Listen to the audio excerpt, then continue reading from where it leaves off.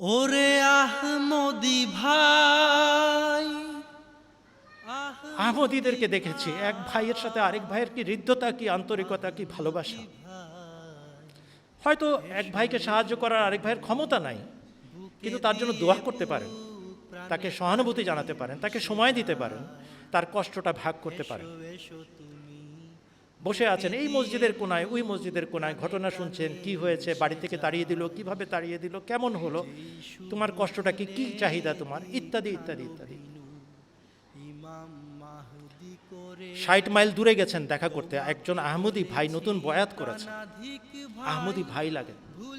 সারা পৃথিবী আমাদেরকে কাফের বলে, আর মির্জা গোলাম আহমদ কাদির আলাইহিস সালামকে কাফের বলে, দাজ্জাল বলে, হাজারটা কথা বলে, কিন্তু তিনি জানতে পেরেছেন ইনি সত্য।